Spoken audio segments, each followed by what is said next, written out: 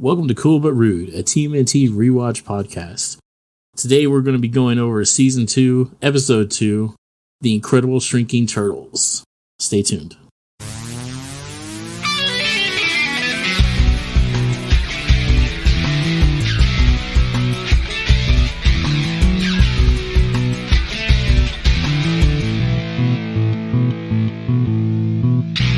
Alright, so welcome back. We're your hosts, Christopher. I'm Robert. It's scarfing time. I'm Mike. I'm not looking forward to this. Well, either way, it's happening.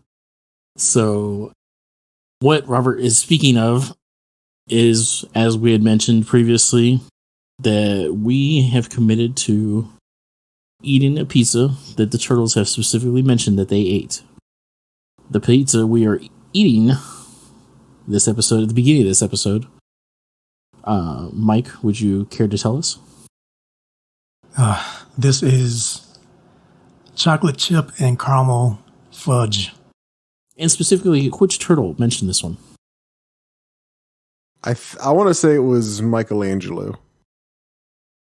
Let's see, whoever gets it right has to eat less of the pizza slice. Oh, okay. Michelangelo. Yeah, it was definitely Michelangelo, because I knew this. Hell yeah. Then we all get to eat less pizza slice. And by less, I meant none. So guess what? We ain't got to do it.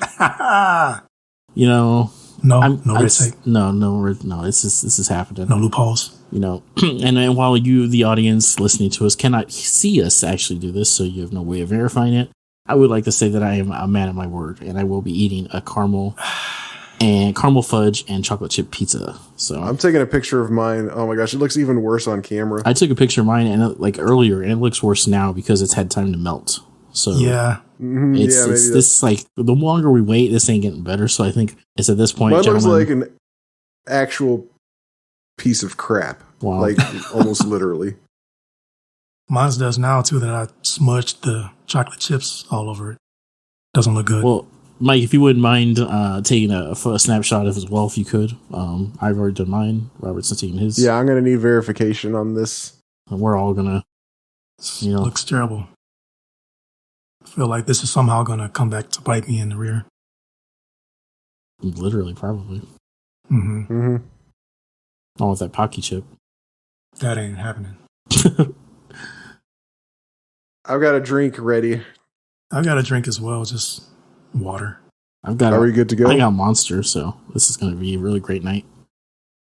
All right, so I'll just, the caveat on mine is I'm lactose intolerant. So my pizza is a cheeseless pizza, and I didn't do caramel fudge. I just did caramel syrup on top, or caramel sauce on top, which still has some little bit of dairy, I believe, but it's small enough to where, it's fine.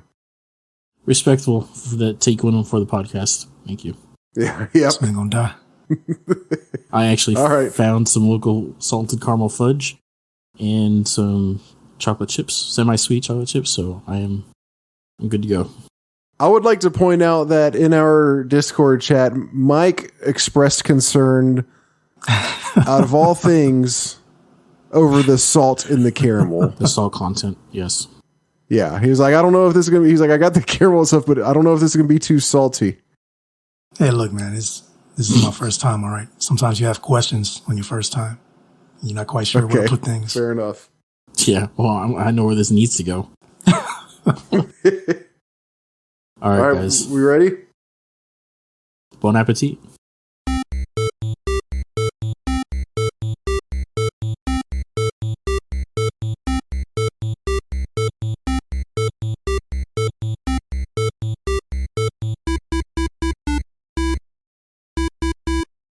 All right, I'm finished chewing. Ugh. Chris is either throwing up or he's really going to town on his piece of pizza. I went back for another bite. Did you actually? Oh my gosh.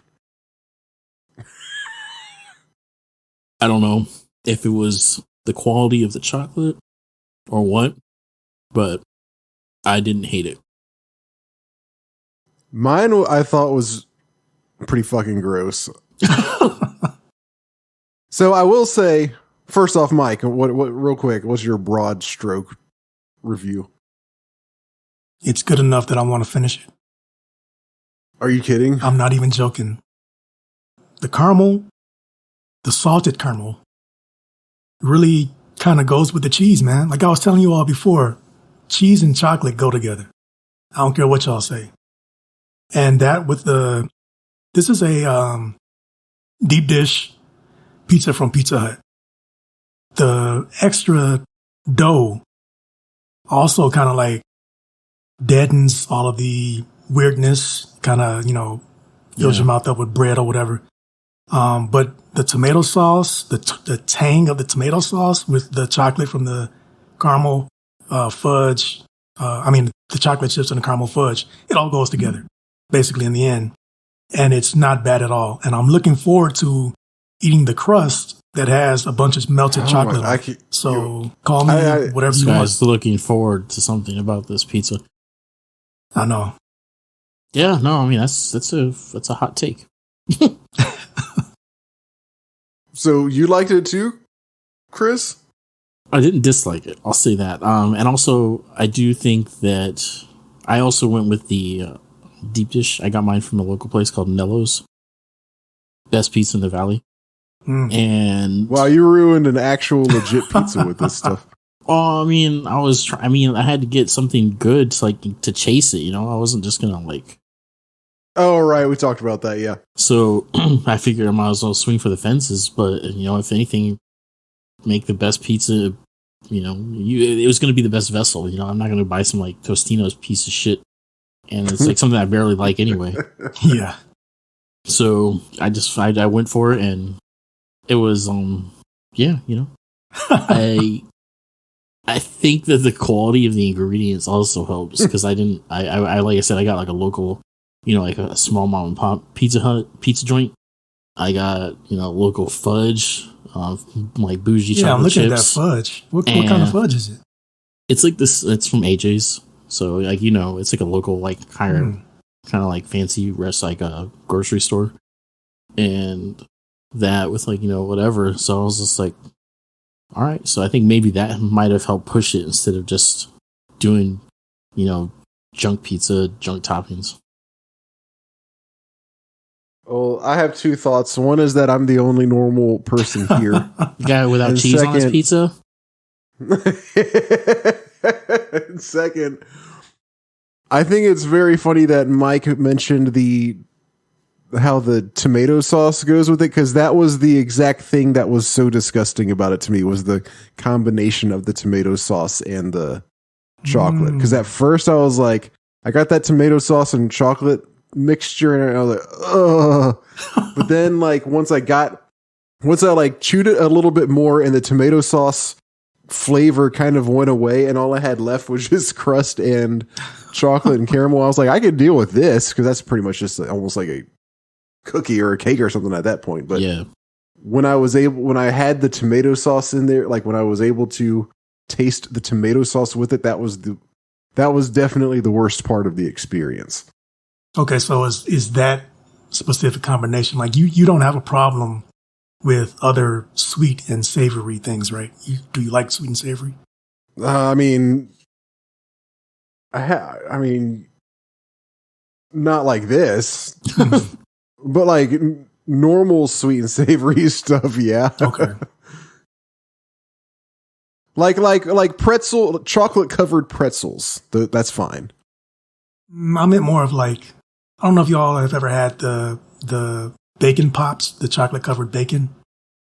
I've tried the chocolate bacon, didn't do it. Or the bacon candy bars. I'm not really into. I'm not into bacon on basically any kind of dessert thing, but fried chicken and waffles now. Okay, that's where I was going to go next. Yeah, give me that anytime. Except waffles have milk, but besides that. Yeah.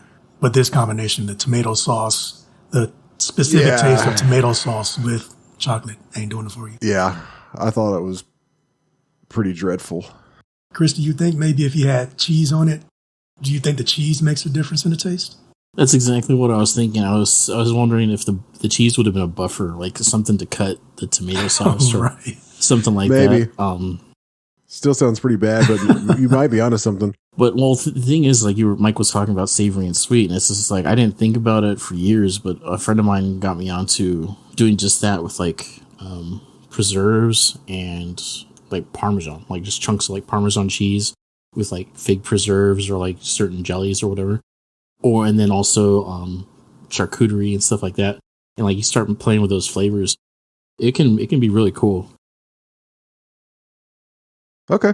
So I think it becomes a matter of the salt and the sugar hitting, bouncing off each other, working. You're just hitting all the wrong notes at the right time, kind of. Well, I hope we don't have to do this again very soon. Yeah, I don't think so, but you never know. Yeah, We'll see. We'll see. Well, yeah, we did it. So we did it. I'm proud of us. Considering I consider this a pseudo success in terms of like I wasn't like gagged. So Yeah. I might on my own venture off and start like experimenting with some of these pizzas. We'll make sure to report back if I you will. do. I'll take data. I mean, all I know is I got a bunch of chocolate chips downstairs, like this huge, big block of fudge that I don't know what to do with. There you go. Maybe the only way I could see myself doing it like anything with this again is if. So I ordered mine from Domino's, and that's what I pretty much stick with because they've never put cheese on when I ask for them to leave it off, and so they got my loyalty for that because I feel like most places would mess that up at least like 50% of the time. They wouldn't notice that you asked for no cheese, Right. But if I ordered a pizza that had no cheese and no tomato sauce. Then I could put chocolate chips and caramel on it, and I think I would be okay with That's that. just a you're chocolate Pizookie. pie. Yes, it's just a dough. It's just a pizza dough. And that would actually be hilarious to order. Because I had people asking me like, "How are you going to do this? Are you going to do like no cheese, no sauce? Like, is it going to be pepperoni?" Like, You went in for it. I was like, "No, it's going to be." Initially, I was saying no pepperoni, but I just left it on there because the way Nello's makes Oh, did theirs, the way Nello's makes theirs, it's like layered under the cheese. So I was like, I'm not trying to dissect my pizza. So it's like, Yeah. Well, see, I took all the pepperoni because it was just a sausage and pepperoni pizza. I think kind of like what yours looks like, and I just took all of the meat off. And I'm wondering, this is why I have to eat a second slice of this now. What will it taste like with meat? The sausage and the pepperoni. Yeah. The sausage I can't vouch for, but the pepperoni might make it better. Might be onto something here. Yeah, Turtle's geniuses the whole time. This is Mondo Biondo, as Michelangelo says. All right. Anything else before we get to the episode recap, and then we'll start talking about this week's episode? No, do your recap so I can finish eating my slice of pizza. Okay. All right. Yeah. Right on. Okay. So this is, as Christopher said, The Incredible Shrinking Turtles. This episode begins with the turtles training in the woods when suddenly a one-man alien vessel crashes into a lake nearby. The turtles recover the alien from the bottom of the lake, and he tells them that they must find 3 crystals that broke off from his ship over the city during the crash landing. These 3 crystals combine to form the Eye of Sarnath, which he explains gives its possessor, quote, power undreamed of in your world. He then gives them a separate crystal that serves as a tracking device and dies.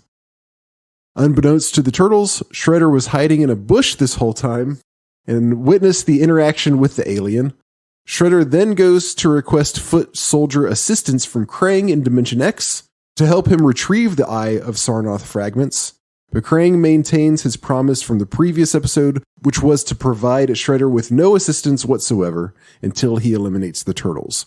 The turtles, using the tracking crystal, find the first fragment on a trash barge, but just when they find it, Shredder swoops in and steals it.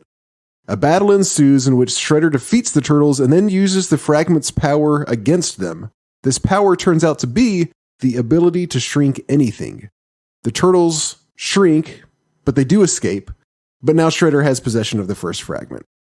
Shredder then begins shrinking buildings all around New York, including the Empire State Building, believing that doing so will impress Krang enough to send assistance. This plan fails, however, because that's not what Krang asks Shredder to do. While the turtles fight to stay alive, confronted by sewer snakes, flooding water, and other threats they've never had to worry about when human-sized, Baxter Stockman creates a turtle tracking device to help Shredder. His device works and he captures the turtles and brings them to Shredder at a warehouse in which the two have established a base. While this has been going on, April has been driving Splinter in the turtle van while Splinter leads them to the turtles using a form of clairvoyance. Splinter explains that this ability stems naturally from the deep connection between student and sensei. Splinter and April soon burst into the warehouse just before Shredder annihilates the turtles, with Krang watching on the comm device. While Splinter and Shredder fight, April manages to use the Eye of Sarnoth fragment to return the turtles to their usual size. After she does so, however, Shredder takes the fragment back, and he and Stockman escape through a hatch in the floor. The turtles return home, disappointed that Shredder still has the fragment, but happy to be back to their full size. So, I got a question right off the bat here. Uh-oh. What do you think about them introducing aliens kind of still very, I guess, early in the franchise? Because they've got a lot of stuff going on that they can play with, and aliens, to me, like, I don't know if that's necessarily a bad thing, but I was kind of surprised that they're already like, let's bring aliens in, because it seems like one of those things you do in season 5 when you run out of other ideas. And it's like, Yeah. all right, time to bring in an alien or something. Yeah, I don't know. It was kind of random too. I mean, there was, I don't know. I feel like there was a lot of this episode that was kind of random, but the alien arc. Oh, we're doing this now. Okay. So yeah, I wasn't quite sure what to make of that. I didn't hate it, but it just, they also seemed also too cool with it. But again, they're mutant Ninja Turtles also. They weren't. Yeah. That's a good point. They weren't like blown away by the fact that there's an alien. Although, I mean, I guess they wouldn't be, because they've already met people from a whole nother dimension. So just meeting people from outer space, I guess, isn't that big of a deal anymore. Yeah. That's my take on it. I'm like, my part is, it's like, where the hell were the authorities? Yeah, like nobody tracked this thing coming in. Yeah. Like, that place would be That's a good crawling with every kind of agency you could think of and not think of. Like, and the turtles would have been black bagged long, like, you know, never see that. The show would have ended. Like, Yeah. so yeah, I mean, the alien thing was cool. It was, I don't know, to me, it was like, it's just started off weird, because it's like they're in, like, It does. the jungle of Central Park, kind of. Yeah, the wild overgrowth of Central Park. Yeah, they're talking about how they have to like practice their jungle tactics for some reason. Yeah. Yeah, to fight. You never know when Shredder's going to show up. In the And jungle. yeah, in the jungle, like, because that's where you guys would be. Like, I don't. Yeah. Like, I mean, I guess the concrete jungle, but that's stretching it, guys. That is. I don't know. Like, they just kept going from there. Like, they just started off weird and just kept going with it. It did with Michelangelo. So they're like out there training, and it's already a little bit weird. And then Michelangelo jumps in dressed up as the Shredder. You know, he's wearing like ridiculous stuff. He's got a colander on his head and stuff like that. Yeah. So I thought it was supposed to be, you know, they had planned this out where Michelangelo is going to jump in as Shredder, and then they like, you know, figure out what to do against him. But they actually thought Michelangelo was Shredder. Yeah. Yeah. So I'm like really doubting their aptitude at this point, because they couldn't tell their own brother dressed up as like their own major villain. Like, and they couldn't tell that they were two different entities. Like, and then they whoop this guy's ass, and then they're like surprised it's Michelangelo. And like the trick they used where they like disarm when they topple him was just like Raphael just stands, like crouches behind him, and like, That's the second time they've used that. Oh, move. right. Yeah. Don't stand by. I was watching this fight scene. I was like, yeah, you guys do need to practice your tactics, because this shit's weak sauce. Well, I don't know, man. Did you see Donatello's slick move in the beginning? Oh, with the katana, how he jacks Leo. This man just flicks Leo's katana out of his hand way up into the air, and then catches it as it lands tip first into his bow. In his bow. Oh, right. Yeah. Yeah. And I was like, I like the line that Leo even used on Raffi at the beginning. He was just like, "You're gonna be pushing up daisies if you don't get your shit together." Yeah. Because he says, what does he say about daisies? He's like, because he cuts some. He's wearing some on his head, his little and camouflage. Leonardo cuts them or something, and I don't. They say something about it about the daisies, and then he says like, "You're gonna be pushing up daisies." Whoa! All right, and then just progresses from there, and then it's like. Then the spaceship comes and like blows up into 3 pieces, and like little pod lands in the pond, and they all dive in after it. And then it cuts to the side, and this whole time Shredder's actually just been creeping. This man's just in a bush. Been in a bush. Yeah, just like what? Wow, wow, these guys aren't far off. This dude's about to like jump you in the park, straight New York City style. And then he like he observes their whole conversation with this alien across like how good is this dude's hearing? Like he is ninja status. Like as you'll see throughout the episode, like this guy was either holding back season 1 or he's been fucking practicing up in season 2 because dude, it's all over the place. Shredder is a badass this episode. Well, I don't know, man. I don't know. And he goes back to a good old Shredder. Lame Shredder.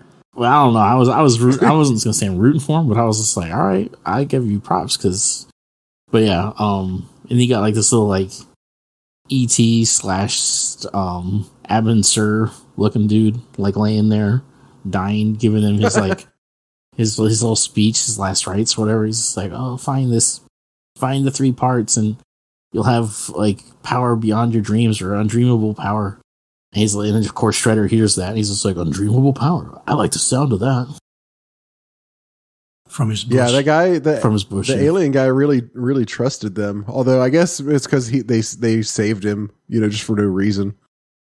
I mean, yeah, they saved him, and then he goes ahead and tells them where like basically the Ark of the Covenant is, and does all this stuff, and then he like does his little like Yoda move and like just vanishes. He dies and becomes one with the ether. Oh, did he vanish? I didn't know. Oh, yeah, he vaporizes, as Michelangelo says. I was kind of surprised that they just had the man die like that. Yeah, it was pretty final. Yep. Yeah, I can't see like Phineas or Ferb dying in an episode or something. Or like, what's the platypus? Oh, Gary. Yeah. I just want to say real quick, I have 0 recollection of any of this episode. I was so surprised when I saw the alien. Like, yeah. When did they have an alien? I just couldn't remember any of it. Even the whole shrinking part. This seems like that would have stuck in my mind. It's like, oh, cute little turtles. Da, da, da. I would have wanted them, or a kid would have wanted that version of the turtles or whatever. I mean, I know my memory is bad, but this completely left my mind. Did either of you remember anything about this? Yeah, no, I didn't really remember it either. No. Yeah, like I can't even exception myself here. Like sometimes I think I do that with like, oh yeah, I saw this and remember it. And I'm like, did I? But now like this one, I'm like, I don't know what the hell this is. Like I've never seen any of this shit. Like this guy didn't even become a toy, so I know this is obscure. That's right. He didn't even get a toy. Wow.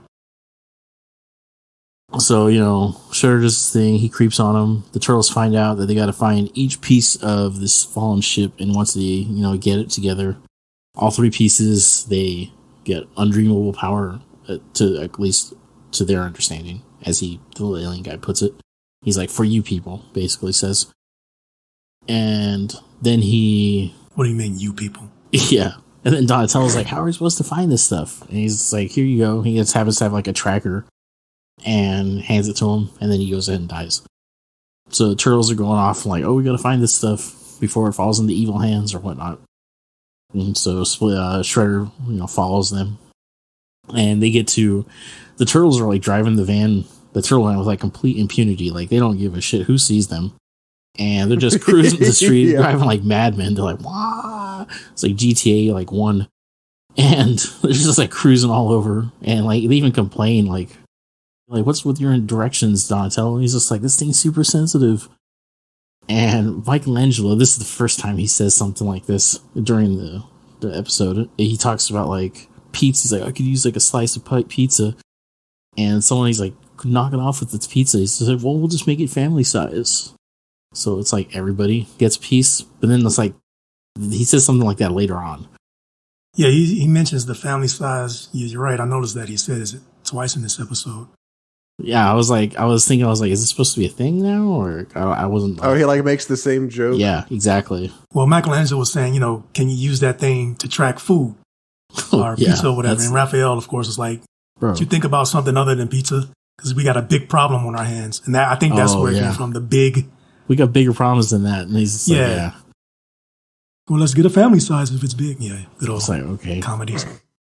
And so they roll up on like this like harbor or like dock, basically. And there's like a dump truck, and it's like jumping garbage trucks, like dumping garbage onto a barge. And Donatello's like, "Oh, there it is."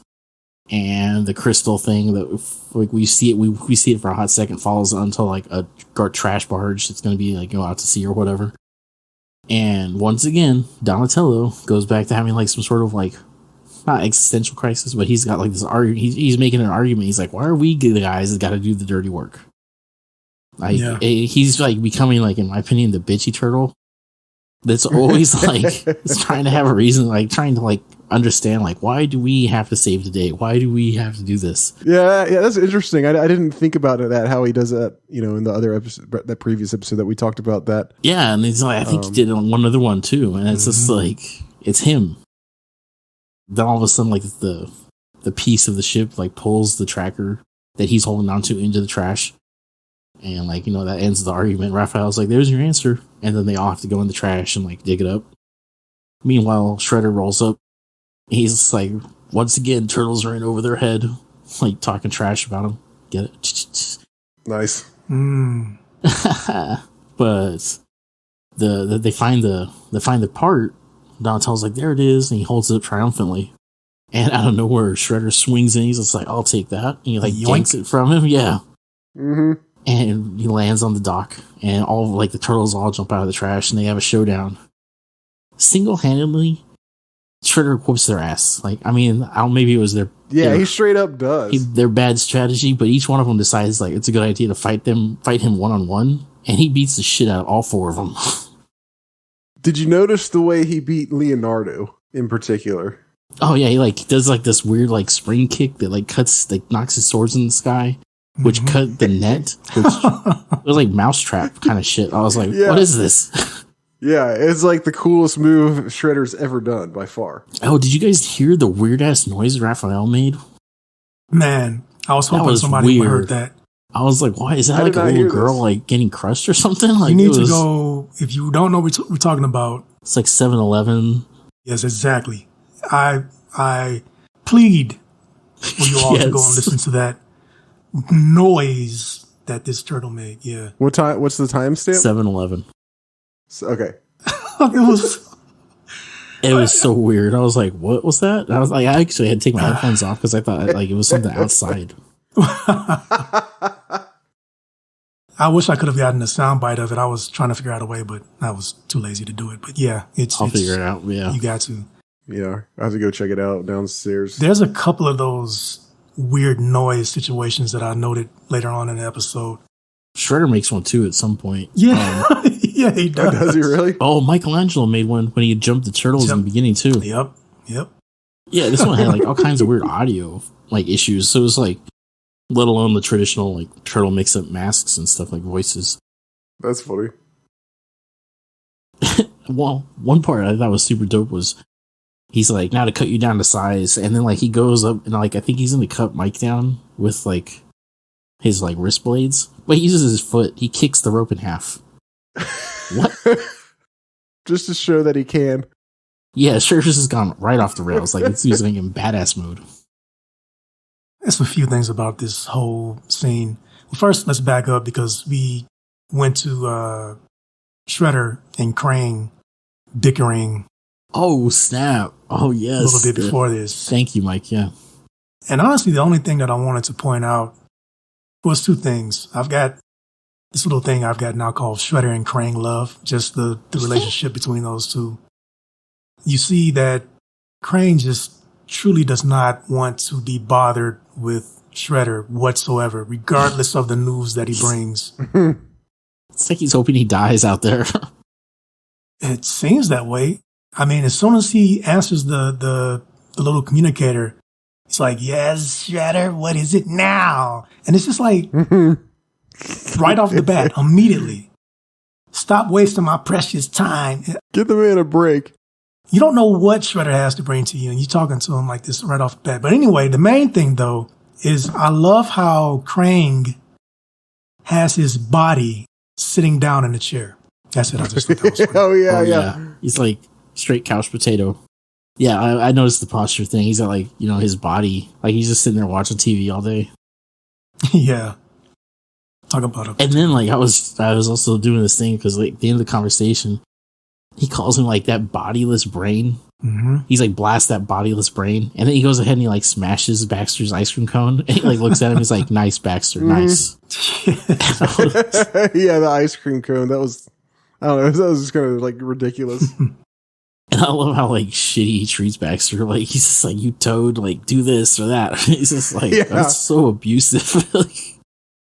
Did you notice that when Shredder makes Baxter call Krang up on the little communicator, and when he does it, he dials a phone number. Whoa. To call Krang in Dimension X. I did not notice that. Yeah, he was like, doot, doot, doot. Did they not do that last time? No, they usually pick it up. Remember there was that one where Krang was calling Dimension X and he was like, this is Krang to Dimension X. Right. This time, evidently they have phone numbers now. And he just dialed it like a regular phone. Touch tone. Yeah. And then he proceeds to whoop the turtles' asses. And once he's at the crystal and he like, he somehow like, maybe this was like he knew the power of the crystal already because he's like, oh, it's like time to cut you down to size. He like points the crystal at them. I didn't think about that. Yeah. And I was like, how would he know? Like he didn't even know this thing existed like 30 minutes ago. So it's like, he like points this thing at him. It shrinks them all down. And somehow they're like harder to defeat now that they're like 6 inches tall. And yeah, they like scurry away. He's just like, stop squirming, you like little like whatevers. And he's like, he can't get him. And then all of a sudden, like this truck comes barreling around the corner, which I thought was like some friend. Turtles. I thought it was like a friend of theirs or something. Like I was like, because they were like, here comes the cavalry. I was like, do they know this guy? I was like, who the hell is this dude? Yeah. And like it just runs them over. I was like, that's your cavalry? Like you all need to get new friends. And it was just a random dude in a garbage. They was driving like a freaking madman. Like I was like, yeah, did Splinter like go steal a garbage truck and he's saving him or something? No, it's just a random dude coming by. Yeah, I was like, they were excited to see this like maniac drunk driver. So the turtles get away and Shredder has the crystal now. Or no, the turtles have the crystal still because they were able to gank it from him, weren't they? And they're like trying to carry it. Yeah, they're trying to carry it. And even Donatello was like, oh, this is getting heavy. Yeah, the tracker. Oh, that's right. They have the tracker. Oh, he's got the crystal. Yeah, they've got the... Okay, yes, they've got the tracker. That's right. Did you all catch the... I didn't get the joke. Maybe it meant something to you all. When Shredder makes this little joke, he says, haha, net results. 4 trapped turtles. I made a funny. What did that mean? Yep. I got it. I actually had to rewind it, and I was like, oh, okay, I get it. Because he used nets to kind of like capture the turtles. Like, especially Leo. Like a net fell net on. Results. Yeah. Over my head. Yeah. But the whole I made a funny thing, this is another episode that had me cracking up pretty much throughout, and that one got me. When I was a kid, anytime that Shredder said anything comical, it was just the funniest thing to me. He was the funniest character out of them all to me for whatever reason. James Avery, I'm just going to give a shout out. I know he's gone. He's not with us anymore, but that man did an amazing job as Shredder in this series. Yeah. So good. I like slowly but surely Shredder is becoming my favorite character somehow. like the more I watch this, I'm like, man, this guy's kind of hella funny. The way he lashes out is like comical. Yeah, definitely. And like understandable. He's like, this dude's getting no help. He's surrounded by idiots. Like he's obviously he is competent. Like, you know, aside from his ego, which is what like ends up like screwing him in the end a lot of times. But yeah, he's like a Bond villain almost, like a good Bond villain. Yeah. So they escape getting run over. They got the tracking crystal. Then they get back to Splinter, who I don't know if he intentionally or unintentionally makes a pun at their expense. And he's like, oh, we have a very large problem. And they're like, can we not say that? I think he did that joke on purpose. Especially based on later on the very Yeah, I'm sure it was like in dick mode this episode. Like, yeah, Splinter was. Yeah. Yeah, he was rolling hard this episode. So he hits up April, and then she meets up with him. Because she bounces on there, like she's like in some meeting with Byrne and Vernon and some other dude. And she like hightails it out to go pick up Splinter. And the turtles, I think, are just like chilling, eating pizza. They're like sharing one slice. Yeah. Mm-hmm. And they're like talking about like it's like, oh, like at least this is one of the pros of being a turtle, like being small. Like one slice of pizza will like feeds four of us or all of us. And Michelangelo being a pig is like, speak for yourself. Yeah, we had another scene with Shredder and Crane before this as well. Once again, Shredder is just simply trying to check in and give a status update, letting them know the progress. He's found this crystal. He's happened upon this miraculous situation, and he's got all this unlimited power now from this crystal. Crane just immediately, unlimited power, rubbish. But I've destroyed the turtles as you ordered. Crane, lies. Come on, man. Do you even want this guy to do this thing that you've asked him to do? This is a hostile work environment. It's completely hostile. Like Shredder even says like he's met the end like most a turtle in the city. They've been washed down the drain or something like that. Krang's like, you expect me to take your word for it? He's just like, yeah. Well, I don't. Your word is worthless to me, basically. But so at this point, he does another like alliteration pun. He calls him a maniac medulla. Yeah. Which I had our maniacal medulla. And I was like, oh my gosh, that's awesome. It cuts to Shredder creating toys out of the city. Yeah, we've got those two kind of things going on where the turtles kind of get swept away in the sewer. They're fighting off snakes and that stuff. And then there's also Shredder going on a spree where he's shrinking buildings.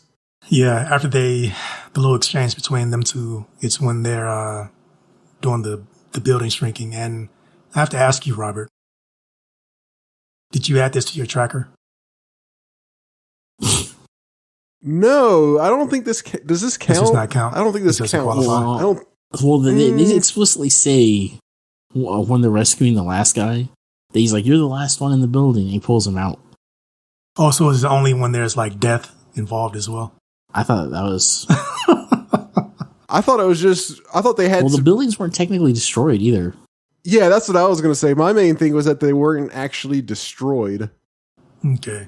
So they don't go on the destroyed buildings tracker. But yeah, this would be I think there's an argument to make there. I didn't. Area for sure. Gray. Yeah, definitely. Yeah, absolutely gray area. Okay. I didn't ultimately consider them to be destroyed. For your consideration, I'll submit Exhibit A. Nice. So, okay, so I'm going to say no because the way I have I just pulled it up. The title for this tracker, as I've titled it, is Entire Buildings Crumbling Down. So these did not crumble down. Touché. He's very specific. So, yeah. Understood. And they did not crumble. They were shrunken. Even though damn well these buildings are useless now. Like, even if they are restored to full size. So. Yeah, there's going to be some structural integrity issues there at some point. Yeah, like you're just going to hook the plumbing back on this thing. These are like Legos. Like. After this, they have a little scene where it's April and Splinter in the van, and they're just, they're in a traffic jam. And it made me wonder, how is the turtle van street legal? Because they're clearly out there in the open, and they have been driving around in this thing every episode in plain view. They're not trying to hide it. And they also don't hide the two big guns, the cannons on the front of the thing. Yeah, and also April doesn't try to hide. She doesn't try to hide the fact that she's driving it. So she doesn't. I guess she's just fine with everybody knowing that she's in with the turtles, or she's driving with a 4-foot rat. Giant rat. Yeah, I didn't even think about that. Yeah, he's not covered up either. Wow. He don't even try. So I think it's after that it cuts to Shredder actually trying to give Krang proof now, showing him the city at Shrunken. He's got like a collection of buildings. This is my favorite part of the entire episode. So he's trying to show Krang that I don't even know what his goal was really. He's just trying to show off how powerful he is, I guess, to convince Krang to send him some help to get the turtles. Mm-hmm. But Krang kind of reinforces my questioning of like what exactly was his plan here, because Shredder calls him up once again. Guess this is what, like the third time this episode. Oh, it doesn't stop. Yeah, and he's like, "Wait till you see this." Every time. He shows him his basically. He's got him. Doesn't he kind of have him in a big glass case? Yeah, all the buildings. He's got the Empire State Building and about 10 other buildings that he shrunk in this glass case. And Krang's response is amazing. He says, "I'll try to do the Krang voice. I don't think I can. I don't know if I've ever tried to." He goes, "Is this some sort of joke? I asked for petrified turtle." This is not going well, but anyway, he says, "I asked for petrified turtles and you give me toy buildings?" Oh. Like, it's the perfect response, because it's like, yeah, Shredder, what the hell were you thinking? He's been telling you this whole entire time, kill the turtles, just kill the turtles, just get rid of the turtles, destroy the turtles, kill the turtles, and I'll send you help. And Shredder's like, all right, I did it. I shrunk buildings. And he's like, what? Poor Shredder. It's like, I don't care about that crap. I think the idea was that Shredder was trying to prove to him what this crystal now could do. Yeah, this that's how I took it. He's like, look, man, like, like, forget the turtles. Like, you're focusing on the wrong thing. Right. Look at what I got here, man. Like, look, what can we do with this? He's like, send me some damn help, and we got this. And then Krang is like, got tunnel vision still. And he's like, I want turtles. I think Krang is just staying on task. I mean, to a degree, yeah, but at some point you gotta listen to your man in the field. What do you got this guy out here doing this shit for? If you but he didn't believe Shredder about the crystal, that it had the unlimited power. He didn't believe him about the crystal. He didn't believe him about defeating the turtles. And he'd done all this stuff. Like, the turtles weren't going to become miraculously big again. Like, they were done. They'd been dealt with. And, like, somehow they were actually, at some point, they even mentioned that they were shrinking more. So, I don't know if that was, like, some residual crystal juice going on them, but the turtles were in a bad yeah. They were in a bad spot. So, Shredder's like, let's move on. Like, they've been dealt with. We don't got to worry about 3-inch turtles. Right. Now look at what I can do with this thing. Yeah, he's like, now we're shrinking skyscrapers. Like, yeah, we're like, and Krang's like, you idiots. Like, look at, like, yeah. But I remember here, we did skip over the scene where they are in the sewer. The turtles are eating their pizza, and a small, like, trickle comes through, which normally they would dismiss as, as a small trickle. But since they are now miniature, it is a huge tidal wave and washes the turtles into the sewer system now. Mm-hmm. So they're trying to navigate the sewer system, and thankfully they find a bar of soap. And Raphael's like, I didn't know they made soap this big. And he's just like, Michelangelo come in with the, ooh, it must be family size. There it is. This tired ass joke. Like, I'm already tired of it. It's only the second time he's used it. Also, was Raphael making a joke there, or was he confused and actually thought it was a giant bar of soap? I really hope he was making a joke. Because one of them, I don't remember who it was. I think it was him. Also, say the same thing about a fish later on. Oh no, I think that's Donatello that does that. Was it? Okay. Because I was like, guys, do you not remember that you shrank? Yeah, exactly. Like, this is not real.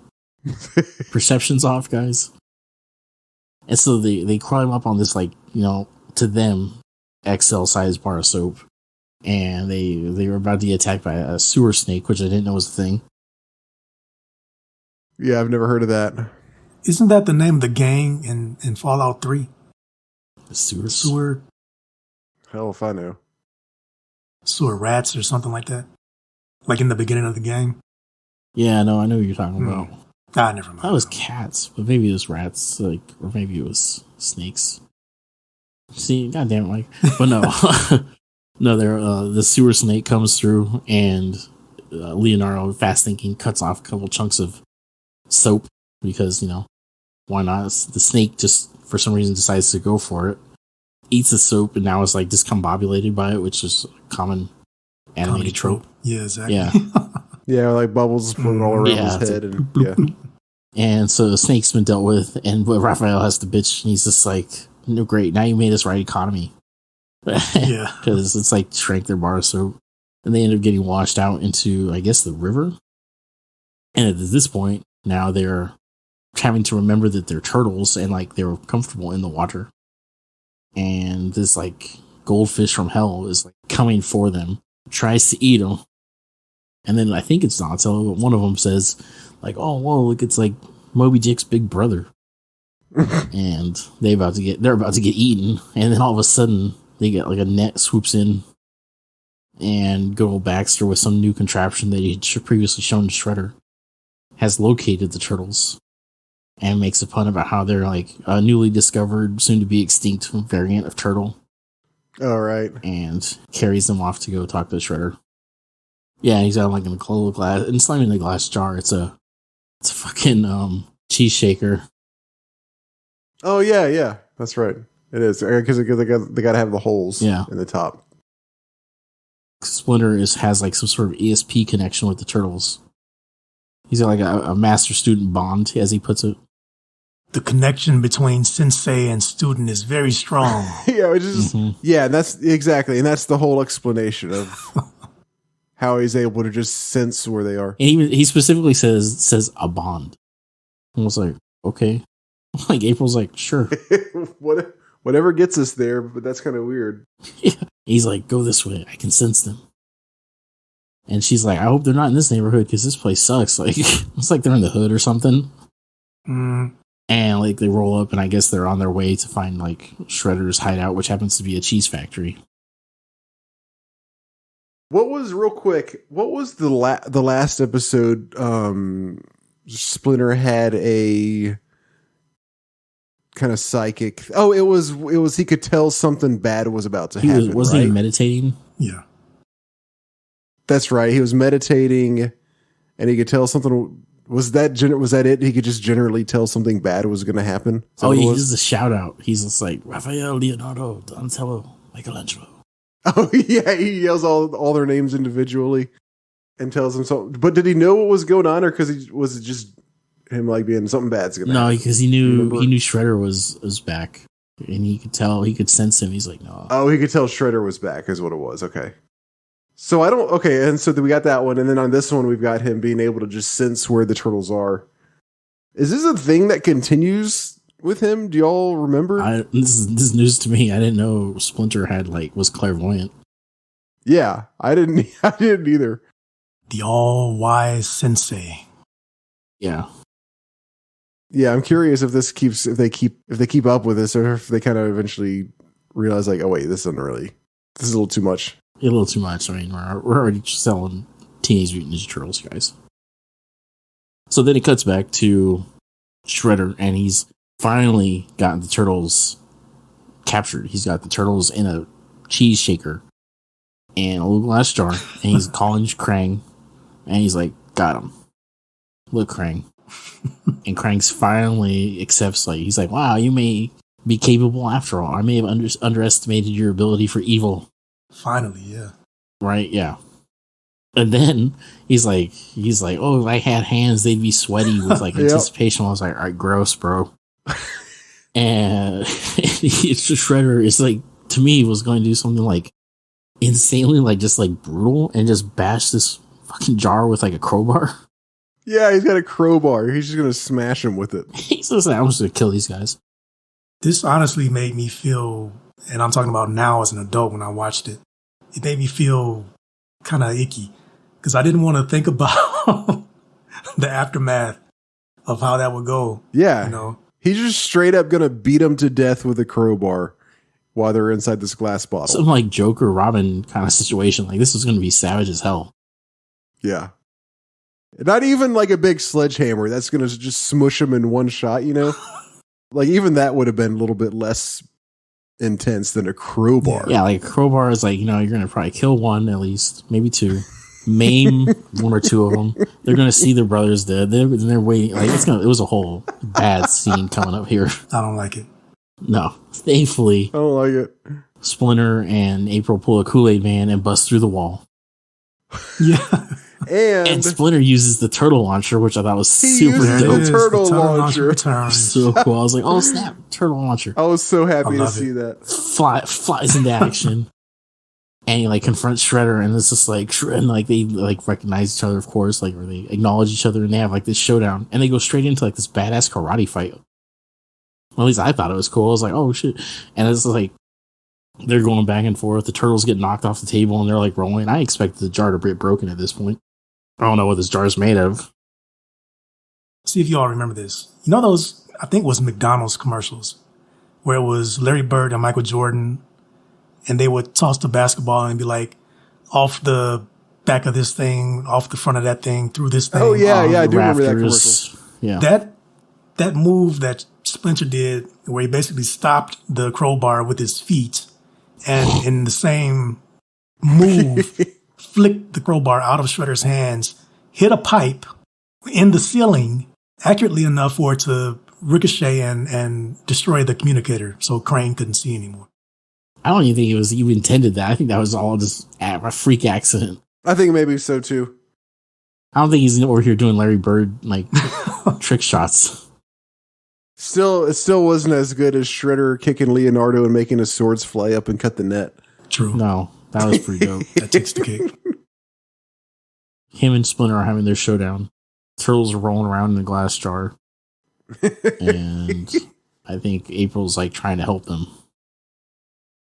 Yeah, April's trying to help them. Real quick, just to back up, during the fight, well, maybe it might be after April starts trying to help, but there's this one really strange part of the fight. It's just for a second where it cuts to Shredder. I think this is after April comes out, because I think maybe she says something to him or something like that, and it cuts back to Shredder and Splinter, and kind of all of a sudden in the middle of the fight, they're sort of just standing shoulder to shoulder. And Splinter just like sucker punches Shredder in the stomach. That man. Yeah. Oh, yes. It's like, wait, how did you guys just all of a sudden end up just standing next to each other, just chilling there? And then it's like we cut to him, and all of a sudden Splinter's just like whap, knock the wind out of him. Yeah, knock the wind out of him. All right, like he showed up. They both showed up this time. In my opinion, I thought. Mm-hmm. But yeah, it was a good little throwdown that they were having, and eventually Shredder gets the upper hand, and he's got one of this conveyor belt, and he's just like, how ironic for a rat to get smothered by a cheese wrapping machine. Good old comedy trope. Is it Donatello that has the idea for April to shoot them again with the shrinking crystal? Yes. Mm-hmm. And so Donatello tells her to do that, and she's kind of like, what?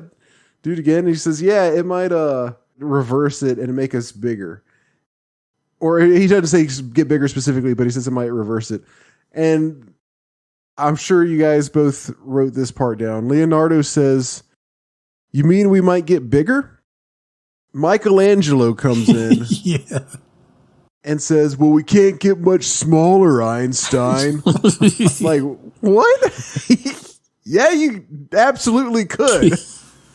Like, he's completely trying to call out Leonardo and make fun of him for asking if getting shot by this again is making him bigger, because I guess Michelangelo thinks they are the smallest that anything in the world could possibly be right now. Like, Mikey, that was not a good call out. Yeah, like this whole episode, they were like on each other, like, because even back when they rescued that alien, Donatello, for some reason, has this weird ass idea. He's like, get some boiling water.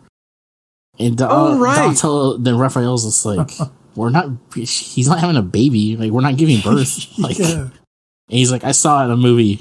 Like, Yeah, they were kind of quippy to each other this episode.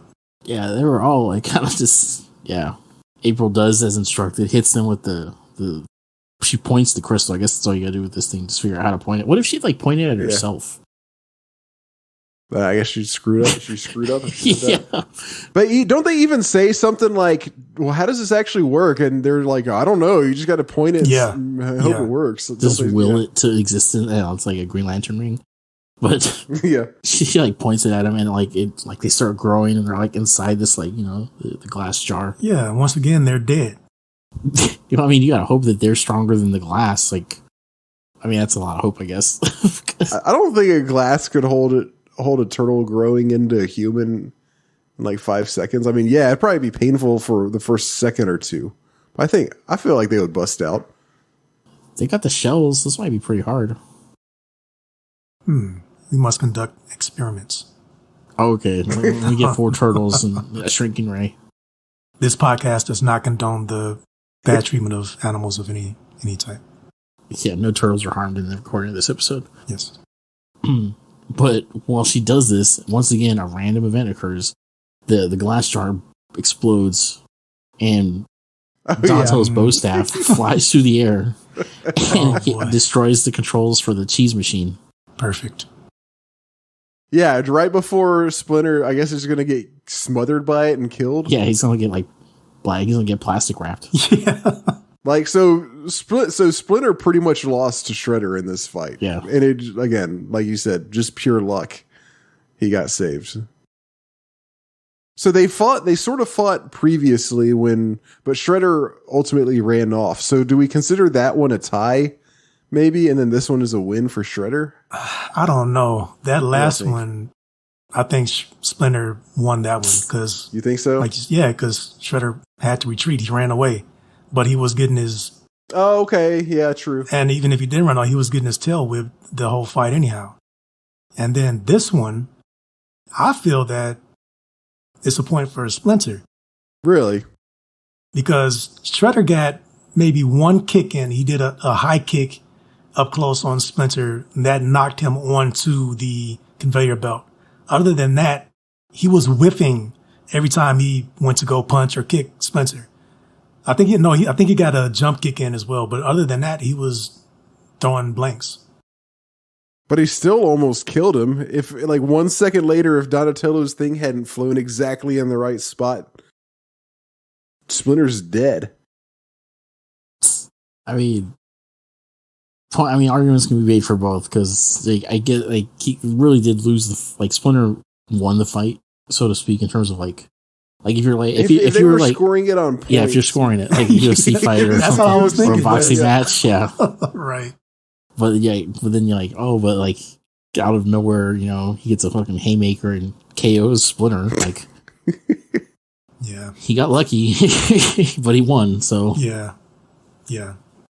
And then you had a ref make a bad call, and then Splinter gets out, and everybody's like, what? No, that's BS. If it just gone, you had him. Ah, yes.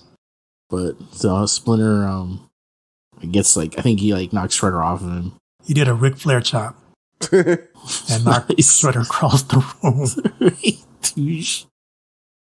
Shredder grab it. But in all this chaos, Shredder's able to grab the crystal, the piece of the ship, and his little bitch Baxter finds an escape for them. He's like, "Come on, Master." Yeah, he's like, "Yeah, come on, Master." It's like, yo, you got some. What's that? The syndrome where you make them. I was just about to say it too, and I also Stockholm syndrome. Yeah, Stockholm. Yeah, Stockholm syndrome. Leonardo tries chasing him because they're just right there, going into the little hatch, and Splinter tells him, "No, you can't. You're not gonna be able to. Just don't even worry about trying." Yeah, he's like, "Yo, you've been getting your ass whipped all day. Just chill." So I've got a second. I've got a couple trackers here. Mine are not as surefire as the ones that Mike is doing, but I've got a few here. And I started. So this is the third one that I have so far. We've got Splinter being woken up by things busting through a wall, entire buildings crumbling down, and then the one I started this time is Splinter giving up. I knew it. I love it. that one had to come, yeah. Yeah, because they definitely could have tried chasing him. Splinter says, "It is useless to try. He's gone." Even though he was really only like 2 seconds ahead of him. And then we had the other one in the Mousers episode. You remember where he says, "We're about to join our ancestors." Mm-hmm. And I felt like there was another moment in that episode that we talked about Splinter giving up on something. Am I making that up? Or was there another time in the Mousers episode? That's the main one I remember. Okay. I might go back and check and see, but maybe that was the only one. But Splinter has a track record of just giving up. You got the third one as well from episode 4, where Baxter made the machine with the teeth. Oh, he just kind of like lays in the contraption. Yeah, and then he said something about, I don't see a way out, or something. He said something in a vein of giving up. Oh, he says, "I don't see a way something out." Something of that nature. You can go back and get the direct quote, but it makes the list. Is it when he busts in while he's sleeping? And he puts him in the little he's meditating. Vehicle's teeth. He's meditating, and he looks around and he sees the wall start crumbling and doesn't do anything until it actually busts through. Oh, right. Okay. Yeah, and when he's in the mouth of the machine, yeah. Okay.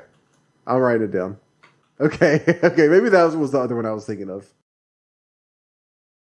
So they're back at home. And but you're right. But right before this scene, like when Leo wanted to pursue, and Splinter is like, "No, like stop." He's like, "I feel like we failed you." Splinter doesn't even correct him. He's just like, we learn from our lessons, or we learn from these. Oh, that's right. And he's like, "Yeah, you did, but take it as a learning experience." Harsh. Of course, that's such a Leonardo thing to say too. Like, "We failed you, Master Splinter." He's like the Baxter Stockman of Splinter. Wow. I should Donatello was in the background being like, "This wasn't even my jam to begin with. I didn't even want to do this." Same with Raphael. He's just like, "Man, this sucks." That's your tracker, Chris. You have to track Donnie's moments of existential crisis. Yeah. I was actually going to say, like, that's a good one. I'll start tracking that. But I was also, as of this episode, started to track Shredder's insults to Krang.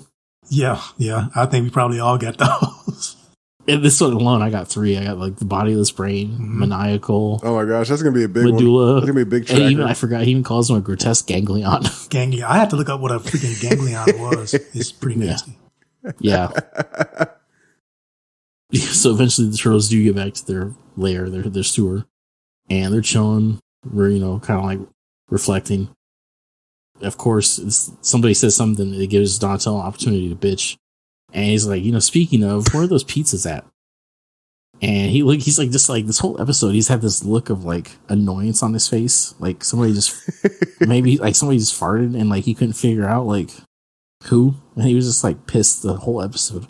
This man might have been hungry the whole episode, He might have been, but he definitely was on. Now he's on my radar, so that's all I'm saying. Like, but I think it's Michelangelo. He rolls in. He's at the pizzas, and he's like, "Oh yeah, check them out, dudes." And he like opens them up, and they're like these bite-sized things. And he's like, "Is this a joke?" Yeah, they're like little baby pizzas. Yeah, they're like little bite-sized, like pizza bites, like bagel bites. Basically bagel bites, but not as thick. Wow, weak ass bagel bites. And Michelangelo's like, "I don't know, this was like Splinter's idea." And Splinter's like, "Oh, this will teach you or remind you that you have much growing to do." I think he was trying to make a pun here. Wow. Yes. Okay, you think so too? It still doesn't really add any meaning or make much sense. But there is a play on words. He says, "I had them specially made for my students to remind them they have a long way to grow instead of a long way to go." Mm-hmm. Wow. Weak sauce. Oh. And then he laughs by himself. Nobody else laughs except for him. And then he looks at the camera.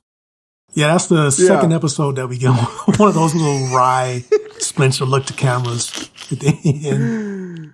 Yeah, I'm actually starting to not dig Splinter. Like the show. Like I'm like, this rat getting on my nerves. If I was one of these students, I'd be like, yo.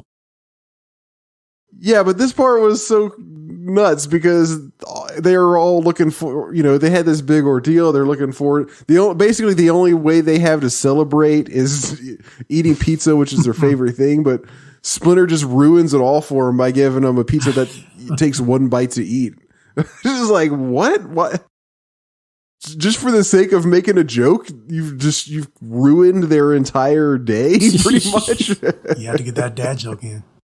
And it's not like they hadn't been like getting their ass whooped either. They were shrunken. Like this was a hell of a day. Like I think they probably had. They almost got beat to death with a crowbar. Almost got eaten by a snake and a fish. Yeah, they almost bit it a couple of times. Yeah, I think this would be a good tracker. Like the near death experiences. There you go. Near death experience. That's all you. God. I got it. At least they do. Once Splinter does whatever. They do the turtles. They look back at them and they all smile and they eat the pizza. So, Yeah, they turn around. They're like, oh, okay. Splinter. Mm-hmm. That's our Splinter. Yeah. Yep. Is this a running thing? Have you guys noticed? Because it feels like the last few episodes have ended with April doing her story on the TV and the turtles all sitting around watching it. Is that tracking for anybody else? Have you noticed that? I hadn't thought about it. Yeah, neither. I didn't mention it. Sounds like a nice kind of natural way to wrap up the episode. It does. Yeah, that's exactly how I felt. It was almost like a little, what's the word? Cozy feeling to it. I don't know. You guys like how they kind of left it? Well, I guess you wouldn't call it a cliffhanger, but just kind of that Shredder has the one crystal, and then because they didn't find the second piece, right? Or third, yeah. Oh, that's right. Second or third, they didn't find those. They didn't get this one back. I do, and I also like the fact that they didn't just give it a happy ending where they get the crystal and it's all good. Like, no, they didn't. Yes, they didn't get beaten to death with the crowbar, but Shredder still ended up with the crystal. And now we're normally, and especially kids cartoons, you expect them just to kind of wrap it up and be like, oh, we got the crystal back. Great job, guys. But instead they failed Master Splinter by not getting the crystal back, and Master Splinter tells them that's okay. See, I dig that because like, I like it. It's like almost like an Empire Strikes Back kind of move, where it's just like, no, the heroes got their ass whooped and they lost. Like, bad guys got the upper hand now. Right. Yeah, I like it. So yeah, I thought it was a cool episode. No new pizza references, so I was like a little bummed. Like, that's good. I usually kind of look forward to seeing like what kind of weird stuff they come up with. So how many slices, fellas? I'm gonna give this one 7. Oh, okay. Yeah, it was cool. Like, it was fun.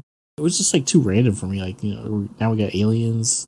Nothing really stood out to me too hard about it other than Shredder whooping the turtles' asses. And I did check. I did see. I can't recall exactly when they were, but there was still, definitely a couple of those animation errors. Like, at one point, I think Leonardo got body swapped with somebody. Yeah, he did. And so forth. So, but no, I gave it a good 7. I will also give it a 7 out of 10 pizza slices. Okay. I pretty much agree with everything Chris said. It wasn't bad. It was good. It was a pretty good episode. I wasn't the whole shrinking part didn't really do a whole lot for me. There's already a lot of cool and neat and interesting stuff going on in the Ninja Turtles universe, and I don't feel like you have to shrink, especially not this early on. I don't feel like you had to shrink them to come up with ideas for something new for an episode. And add aliens. Yeah, and add aliens. And like when they shrunk them, okay, that's fine. Maybe they could do something cool with that, but they didn't really even do that much with it. It's like they got to fight off a snake, and then they got to survive this rush of water. And then even the fish, it's like, okay, there's a fish, and they don't even do anything against that. They just get accidentally saved by Baxter Stockman. Like the whole, miniature turtles, it wasn't used in a really fun way. I didn't think. If they had done like almost how they had done the Krang's body thing, where they went in and they messed with like some sort of machinations or they were inside internal somethings, I could see them using the shrinking to their advantage. But I think they were just surviving, like they were on the ropes the whole episode. All right, that's cool, but it's like, is it? And plus, I didn't like how they had like the weird micro voice effect. Oh yeah. They sound like they inhaled helium because they're smaller. Yeah. Of course, yeah. We didn't mention that. I'm going to give it a 9. Ooh, wow, I really enjoyed this episode. Wow, you like it as you gave the last? Was it the last one, or was it which one was the last one you gave a 9 to? I think it was not. I think it was 2 episodes back. You gave whichever one it was. But whichever one it was, I think it's neat that you like this one as much as that one. Oh, right. It's been a string of good episodes for me. I know one of the last times I said that it's factoring in how much fun I had watching the episode. That's important to me. So this was a fun episode. A lot of the little sarcastic quips between the turtles, the bickering between Shredder and Krang, all of that is just gold. And it was a lot of it in this episode. I thought the action and the adventure of the episode really shined and stood out for me. I do get what you're saying, Robert, that they could have done more with the whole shrinking thing. But I still think that as a kid or for a kid, there was a lot, in my opinion. There was a lot of adventure and fun and that feeling of peril that the turtles are really in trouble. So that all bumps it up for me. It's a solid 9. And I mean, I could even bump it up to 9.5. It was a really good episode for me. Whew, I love it. Awesome. Nice. Anybody else got anything to say? Anything else in conclusion? I just loved. I just want to reiterate how much I love Krang saying, "Is this some sort of joke? I asked for petrified turtles, and you give me toy buildings." Oh yes. I'm gonna get you a mug with that quote on it. I think that's a good gift. That's gonna be a long quote. I don't know why the Baxter nice part stuck with me. Like, I think maybe just because it sounds like so modern. He's just like nice. Yeah, it is funny now that you point that out that way. In nice that context, yeah. Thanks, Baxter. Well, right on, guys. We're gonna go ahead and wrap this one up. So, thanks for tuning in this week, everybody. Next time, we're gonna be going over season 2, episode 3. It came from beneath the sewers. Email. Oh yeah, and obviously, definitely reach out to us if you got any feedback, you want us to mention anything, shout outs, requests, anything like that. You can reach us at turtles@coolbutrude.com. That's the email. If you want to send me money, I can give you my Cash App. Wow, he's got Cash App. All right, that's already says something. So on that note, I think we're gonna head out, guys. So thanks again, and we'll catch you next week.